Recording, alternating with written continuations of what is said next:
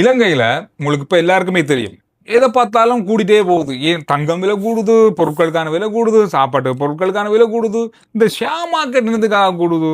இது பெரிய ஒரு கலவரமான ஒரு விஷயம். அதுவும் பெரிய அளவான பங்குகள். ஒரு வருஷத்துக்குள்ளே நான் நினைக்கிறேன் பெரிய அளவா அதிகரிச்சிருக்கு. நம்ம ராகேஷ் சர்மா இருக்காரு. எனக்கு இப்ப ஒரு விஷயம் சொல்லுங்க.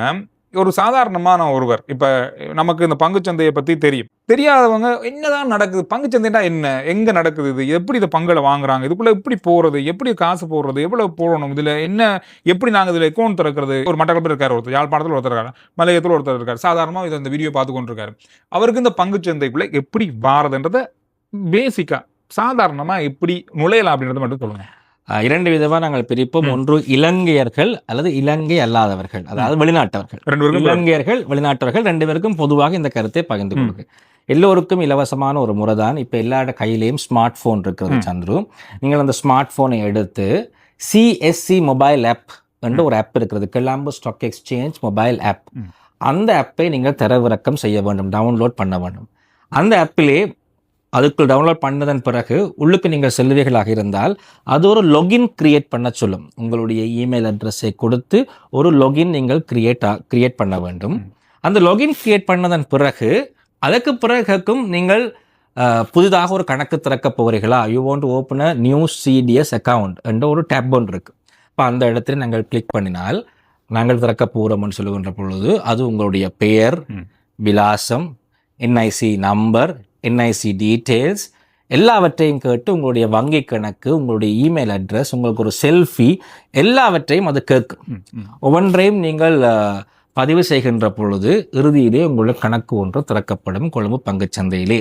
இதில் கவனிக்க வேண்டிய விடயம், எந்த இடத்திலே பொதுவாக பிழை விடுவார்கள் என்றால் வங்கி கணக்கு ஒன்று கட்டாயம் இருக்க வேண்டும். பேங்க் அக்கவுண்ட் இல்லாமல் இந்த சிஎஸ்சி ஆப்பை நீங்கள் வைத்திருந்து எந்த பிரயோசனமும் இல்லை. ஆகவே முதலாவது வங்கி கணக்கு ஒன்று திறங்க. அந்த வங்கி கணக்கு தகவல்களை இந்த மொபைல் ஆப்பிலே அவர்கள் கேட்கின்ற பொழுது அந்த இடத்தில் பதிவு செய்யுங்கள்.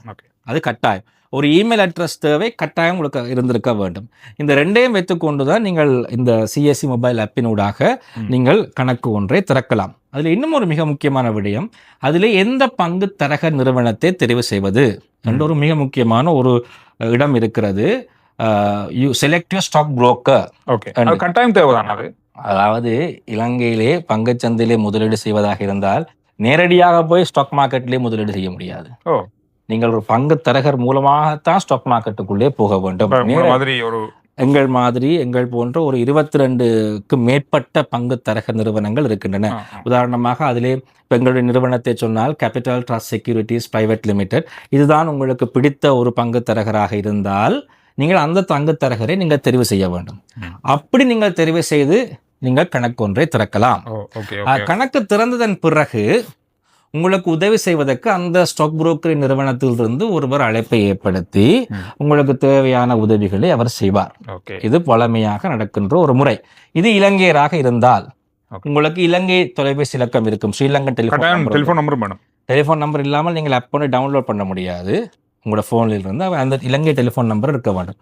இதுவே இலங்கையர்கள் வெளிநாட்டிலே வேலை செய்கிறார்கள். பல பேர் கட்டாரிலே, சவுதியிலே, துபாயிலே வேலை செய்வார்கள், வெளிநாட்டிலே இருப்பார்கள், இலங்கையர்கள் தான். அவர்களும் இதே முறையை பின்பற்றலாம்.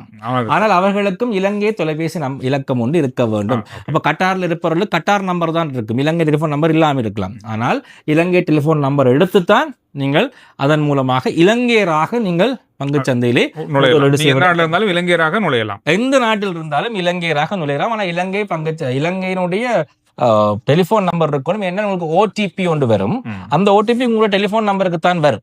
அவை அது வந்தா தான் நீங்கள் அதை பயன்படுத்தி அதுக்குள்ளே நீங்க செல்லலாம்.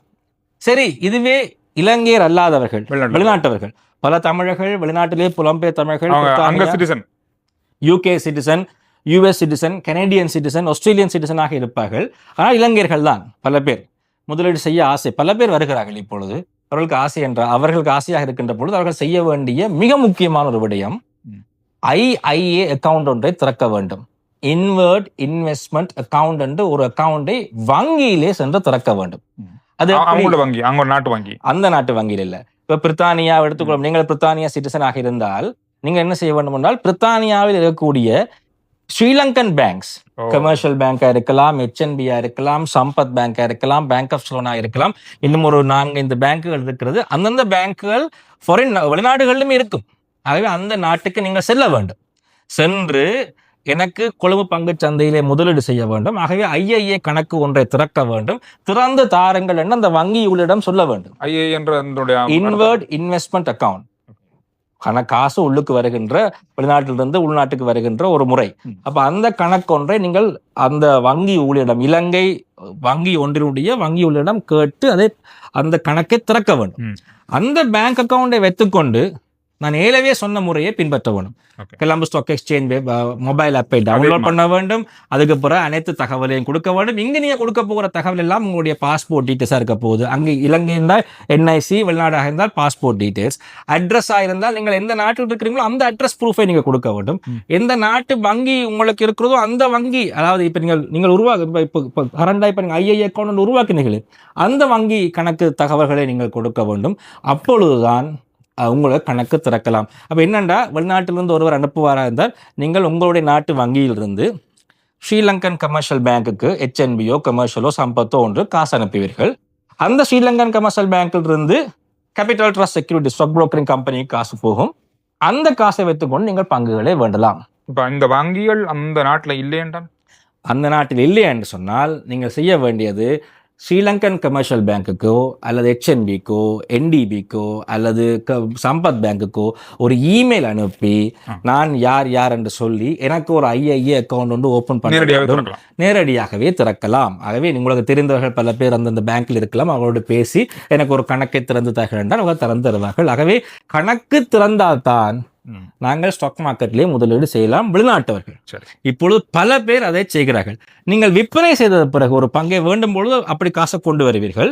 விற்பனை செய்கின்ற பொழுது அதே மாதிரியே ஸ்டாக் புரோக்கரிங் கம்பெனியிலிருந்து உங்களுடைய கமர்ஷியல் பேங்குக்கு செல்லும், கமர்ஷியல் பேங்கிலிருந்து உங்களுடைய வெளிநாட்டு கணக்குக்கு செல்லும். ஆகவே கொண்டு வந்த முறையிலே காசை திருப்பி கொண்டு போகலாம். இது வெளிநாட்டவர்கள். பல வெளிநாட்டவர்களுக்கு தங்களுடைய அம்மாவோ அப்பாவோ அண்ணனோ தம்பியோ இங்கே இருப்பார்கள். அவர்கள் என்ன செய்வார்கள், நான் காசு தருகிறேன், உங்களோட பேர்ல தராங்க என்று சொல்லி அப்படியும் பங்குச்சந்தையில பல பேர் முதலீடு செய்வார்கள். இப்படித்தான் இலங்கையர்களும் வெளிநாட்டவர்களும் இலங்கை பங்குச்சந்தையிலே முதலீடு செய்கின்ற ஒரு முறை. முதலீடு செய்கிற ஒருத்தர், இப்போ நீங்கள் சொன்ன மாதிரி அக்கௌண்ட்டை திறந்துற சாதாரணமான ஒருத்தர் எவ்வளவு ரூபாவுக்கு முதலீடு செய்து பங்குகளை ஆரம்பத்தில் வாங்கலாம்? சந்துரு, இதற்கு அடிப்படையிலே ₹1 நாங்கள் பங்கு வேண்டலாம். இலங்கை பங்குச்சந்தையிலே 40% ஒரு பங்கு இருக்கிறது. செலான் மர்ச்சன்ட் ஃபைனான்ஸ் SCMB நினைக்கிறேன். அந்த கம்பெனியுடைய நான் வாட்டிங் ஷேருடைய விலை 40%, வாட்டிங் ஷேருடைய விலை ₹1.20 SCMB. ஆகவே 40% வளர்ந்து நீங்கள் ஒரு பங்கை வேண்டலாம். ஆனால் அதில் எந்த பிரயோசனமும் இல்லை, அது யாருக்கும் பயனளிக்க போறதில்லை.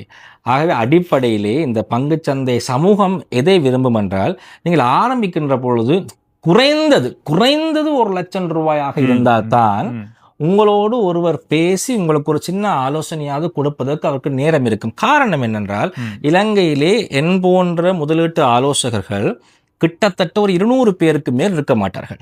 ஆனால் பங்குச்சந்தையிலே முதலீடு செய்வர்களோ லட்சக்கணக்கிலே இருப்பார்கள். அவை ஒவ்வொருவரும் கணக்கு திறப்பதற்கு அழைப்பை ஏற்படுத்துகின்ற பொழுது ஒருவர் ₹10,00,000 வருமானம் வருகின்ற ஒருவரோடு கதைப்பாரா அல்லது ₹10,000 முதலீடு செய்பவரோடு கதைப்பாரா? இது ஒரு வர்த்தகம், இது சேவை அல்ல, இது ஒரு பிசினஸ் என்டிட்டி. எல்லா ஸ்டாக் புரோக்கரிங் கம்பெனியும் பிசினஸ், நீங்களும் வருகிறதையும் பிசினஸ் செய்வதற்காக தான். ஆகவே யார் அதிகமாக பணத்தை முதலீடு செய்கிறார்களோ அவர்களோடு பேசுவதற்கு அவர்கள் முனைவார்கள், நேரம் இருக்கு. ஆனா அப்படி பேசணும் இல்லை, நீங்களே வாங்கி விற்கலாம் தானே? அப்படி சில நேரங்களில் எனக்கு பெரிய காசு போட முடியவில்லை என்று கேட்டால் நீங்களாகவே ஸ்டாக் மார்க்கெட்டிலே கணக்கு திறங்கள். இந்த சொன்ன முறைகளை பின்பற்றி இலகுவாக நீங்கள் திறந்து கொள்ளலாம். எல்லா சமூக வலைத்தளங்களும் அதற்கான உதவிகள் உங்களுக்கு கொடுக்கப்பட்டிருக்கிறது. நீங்கள் திறந்து அதுக்கப்புறம் அந்த குறிப்பிட்ட பங்கு தரக நிறுவனம் உங்களுக்கு ஒரு ஆன்லைன் ஃபெசிலிட்டி ஒன்று தரும். ஆனால் அதுக்கும் பல பங்கு தரக நிறுவனம் குறைந்தது ₹1,00,000 இருக்க வேண்டும் என்று சொல்லும். அதுதான் அங்க பிரச்சனை. நீங்கள் ஆன்லைன்ல வேண்டுவதாக இருந்தாலும் உங்களுக்கு அந்த ஸ்டாக் புரோக்கரிங் கம்பெனி ஒரு பிளாட்ஃபார்ம் ஒன்று உங்களுக்கு கொடுக்க வேண்டும். அதற்கு ஏனென்றால் நீங்கள் சில வேளைகளிலே அந்த பங்குச்சந்தை கணக்கை திறந்து விட்டு அந்த பிளாட்ஃபார்மில் சும்மா இருந்து பார்ப்பீர்கள். நீங்கள் காசு முதலீடும் செய்ய மாட்டீர்கள். என்ன நடக்குது என்ன நடக்குதுன்னு பாப்பீர்கள். நீங்கள் பார்க்க வழிகிடுகின்ற பொழுது இன்னொருவர் பார்க்க முடியாமல் போகும். ஆகவே ஒரு அளவுதான் கெப்பாசிட்டி இருக்கிறது அந்த ஆன்லைன் பிளாட்ஃபார்முக்கு இலங்கையில் இப்பொழுது. அது ஒருவர் நுழைகின்ற பொழுது இன்னொரு சில வாய்ப்பு குறைவா இருக்கும். அதனால தான் குறைந்தது 1 லட்சம் ரூபாய் இருந்தா தான் நீங்க சும்மா வந்து பார்த்துட்டு இருக்க மாட்டீங்க, வாங்குவீங்க அல்லது விற்பனை செய்வீங்க. உங்களுக்கும் பிரயோசனம், ஸ்டாக் புரோக்கரிங் கம்பெனிக்கும் பிரயோசனம் என்ற அடிப்படையில் இருக்கு. இது ஒரு விஷயம் வந்து இன்னொரு விஷயம் தெளிவுபடுத்தணும். அதாவது இப்போ ஒரு பங்கு வந்துட்டோம், நீங்க பார்க்கும்போது ஒவ்வொரு பங்குகள் 10 ரூபாய் இருக்கும், 20 ரூபாய் இருக்கும், ஒவ்வொரு விலைகள்லையும் இருக்கும். இதை பார்த்துட்டு ஓகே இன்றைக்கு வந்து காலையில் பார்க்குறோம் ஒரு வங்கியோட பங்கு வந்து 50 ரூபா இருக்கு. ஆனால் அது மதியம் ஆகும்போது 55 ரூபா ஆகுது. அப்போ 50 ரூபாய்க்கு வாங்கி அன்றைக்கு 55 ரூபாய்க்கு போகிற பங்கு அன்றைக்கே விற்கலாம்.